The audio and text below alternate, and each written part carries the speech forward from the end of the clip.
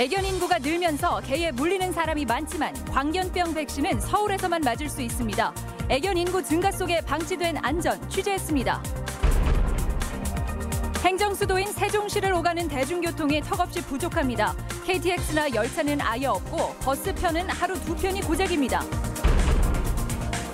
해외 연수 중 학생들을 상습 폭행하고 성추행한 인솔 교사에게 법원이 징역 2년 6월을 선고하고 법정 구속했습니다.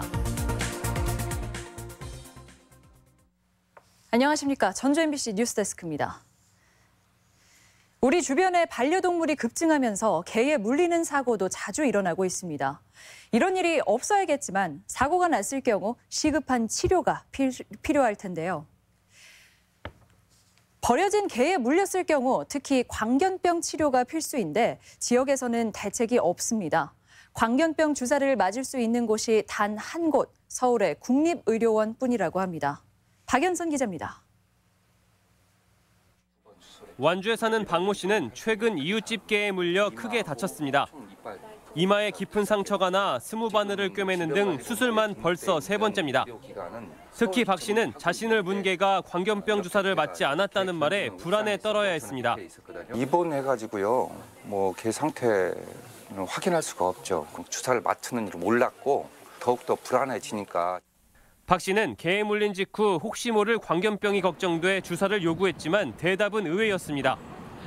주사를 맞을 수 있는 곳이 국내에서는 서울 국립의료원 한 곳뿐이라는 겁니다. 한국세계의약품으로 지정이 되어 있기 때문에 처방이 가능한 의료기관은 국립중앙의료원 외에는 물론 치료 방법이 없는 건 아닙니다. 환자 스스로 광견병 처방이 가능한 병원을 찾아 관련 처방을 받아야 합니다. 처방전은 한국희귀의약품센터에 접수하고 퀵서비스로 약품을 받아 접종 가능한 병원에 위탁해야 비로소 치료가 가능합니다. 지방에 있는 사람들이 서울에 어떻게 갑니까? 사실 가는데 몇 시간 걸리고 골든타임을 놓쳐버린다 이거죠. 2000년대 들어 국내 광견병 환자는 5명뿐이지만 발병자는 모두 숨졌고 의심 환자는 매년 수백 명에 이릅니다. 유기견이 늘고 개물림 사고도 빈번한 상황이어서 만일의 사태에 대한 적절한 대책이 요구되고 있습니다. MBC 뉴스 박연선입니다. 전라북도에서 행정수도인 세종시를 오고 가기가 너무 어렵습니다. 오송으로 돌아가야 하는 KTX뿐만 아니라 시외버스는 하루에 2차례밖에 없는데요. 출장자가 많은 혁신도시에서는 교통편이 전혀 없어 일 때문에 세종시를 오가는 사람들의 불만이 이만저만이 아닙니다. 유룡 기자의 보도입니다. 전주 시외버스 터미널. 세종시를 가는 버스에 손님들이 줄줄이 오릅니다. 정부 부처에 일을 보러 가거나 학교나 직장을 찾아가는 승객이 적지 않습니다. 버스로 1시간 정도면 도착할 수 있는데 운행 대수가 하루에 단 2대. 게다가 운행 시간도 오전 8시 5분과 오후 3시 40분으로 어정쩡해 불만이 높습니다. 좀 오가는데 불편하더라고요. 더 있었으면 좋겠어요. 아예 늦은 6시부터 8시 사이에 있었으면 좋겠어요. 업무 출장자가 많은 혁신도시는 세종행이 아예 없습니다. 전주에서 수원이나 안양을 가는 기존 노선에 세종을 경유지로 추가한 땜질식 노선이기 때문에 혁신도시를 들르는 것이 불가능합니다. 전주에서 수원까지 가는 기존 승객들의 이용 불편이 따르기 때문에 사업계 경로 변경을 조금씩밖에 할 수가 없는 상황. 전주에서 대전 유성을 다니는 버스를 세종까지 연장하는 방안이 추진됐지만 충남의 기득권 침해 논란만 야기하고 무산돼 현 노선 증편 등 현실적인 대책이 시급합니다. 필요성은 적극적으로 인식을 하고 있고요. 업체하고 협의를 해서 적극적으로 우리 도민들이 편리하게 이용할 수 있도록. 행정수도 세종을 중심으로 또 하나의 수도권이 형성되고 있다지만 전북 도민들에게는 KTX나 버스 모두 세종을 접근하기 쉽지 않은 것이 현실입니다. MBC 뉴스 유룡입니다. 새만금을 찾는 관광객들에게 공연을 하던 공연 단원들이 해고될 처지에 놓였습니다. 단원들은 5년 동안이나 같은 공연을 했기 때문에 고용돼야 한다는 주장인데요. 문화예술계에서 고용 의무는 어디까지일까요? 허현우 기자가 이 논란을 취재했습니다. 새만금 아리울 예술창고에서 5년 동안 진행된 상설 공연 아리울 스토리입니다. 공연을 맡았던 23명의 단원들은 올해부터 사업을 진행하지 않겠다는 통보를 받았습니다. 그런데 5년 동안 공연했던 단원들은 퇴직금을 한 푼도 받지 못했습니다. 법적으로 할 수 있는 건 아무것도 없다. 그러면 청와대 청원 게시판에 한번 글을 올려봐라. 공연을 주관한 전북문화재단 측이 계약을 11개월 단위로 했기 때문입니다. 현행법상 퇴직금이 지급되려면 1년 이상 일을 해야 하는데 재단 측은 퇴직금 지급을 피하기 위해 기간을 쪼개는 방법을 썼습니다. 이제 사업이 불안정한 상황이 벌어진 거예요. 그러면 예산 확정이 되는 게 거의 12월 말쯤 돼요. 도비까지 합치면. 그럼 이제 그 예산이 확보되는 상황을 보고 사업을 진행해야 되는 부분이 있고요. 전문가들은 일회성 공연이 아닌 5년 동안 같은 공연을 해온 만큼 퇴직금에 더해 고용 의무도 논란이 될 수 있다는 입장입니다. 계속 근로가 인정이 돼서 최근 경향으로 보면은 퇴직금 지급 의무가 있어 보이고 계약 기간 만료냐 부당 해고냐는 다툼의 여지가 있을 것 같습니다. 무용단원들은 지방노동위원회에 부당해고 구제 신청을 냈습니다. MBC 뉴스 허연호입니다. 초중고 학생들을 데리고 필리핀 어학연수를 갔던 어학원 교사가 법정 구속됐습니다. 학생들에게 폭언을 일삼고 성추행까지 한 혐의가 인정된 건데요. 어떤 내용인지 한범수 기자가 보도합니다. 지난 2017년 1월 전북 전주의 한 어학원은 필리핀에서 어학연수 프로그램을 진행했습니다. 4주 동안 진행된 연수에 한국 초중고 학생 28명이 참가했습니다. 인솔교사인 28살 A씨는 어학원과 숙소에서 떠든다는 등의 이유로 학생들에게 수시로 욕을 하고 뺨과 머리 등을 때렸습니다. 또 학생의 신체 일부를 만지며 모욕적인 말로 창피를 줬습니다. 맞는 게 꼽냐면서 붙들고 벽에 밀치면서 뺨을 7차례 이상을 때리면서 가슴팍을 치면서 7대 이상을 때렸다고 하더라고요.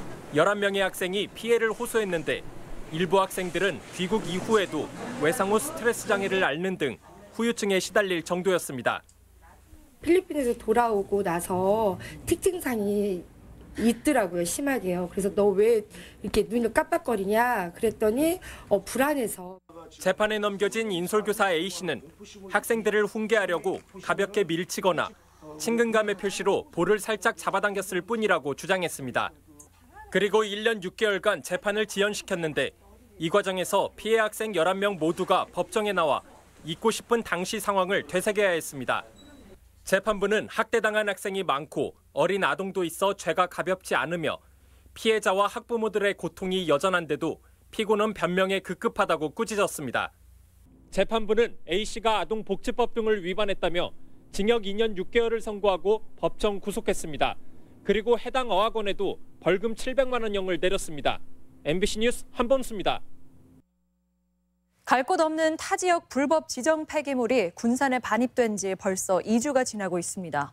이 폐기물들이 신속하게 처리되지 못하면서 시민 불안이 가중되고 있습니다. 임홍진 기자입니다.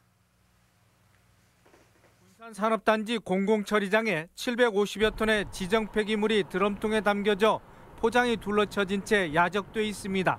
지난달 23일과 24일 이틀간에 걸쳐 이곳으로 반입됐습니다.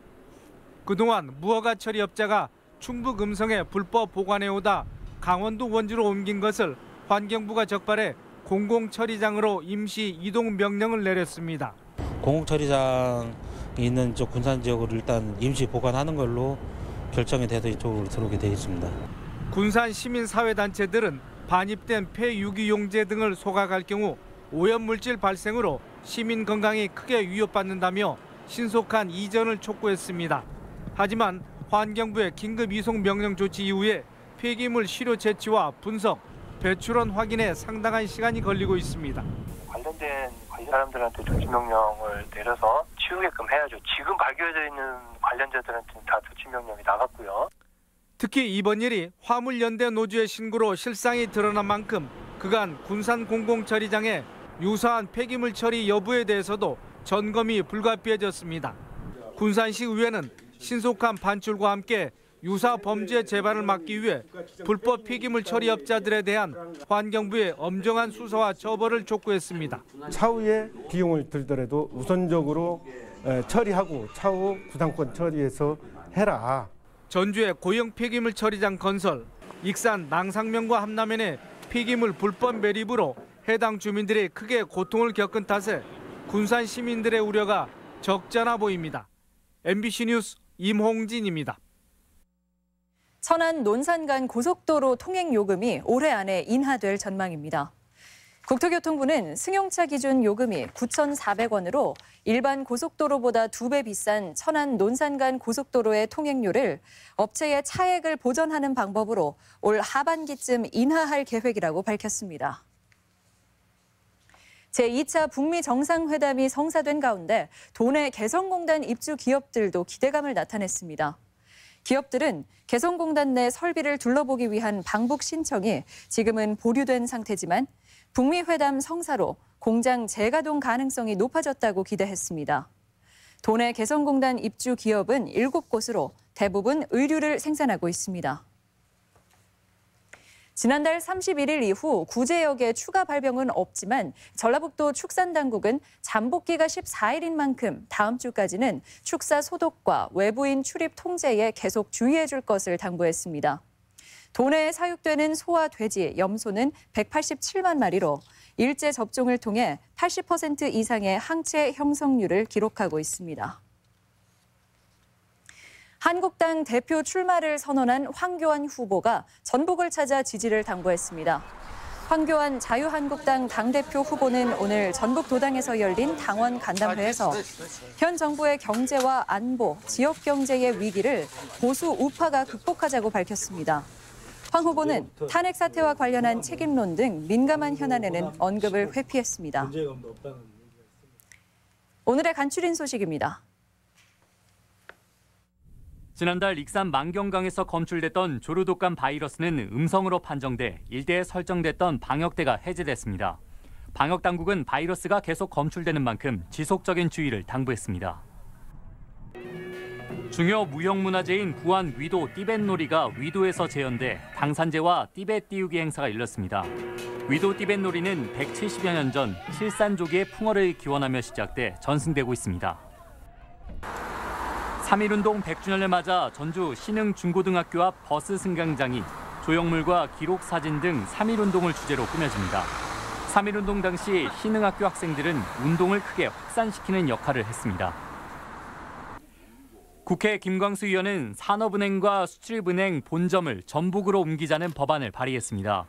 부산의 국회의원들도 비슷한 법안을 준비하고 있어 금융기관 이전에 지역 간 힘겨루기 양상입니다. 간추린 소식이었습니다.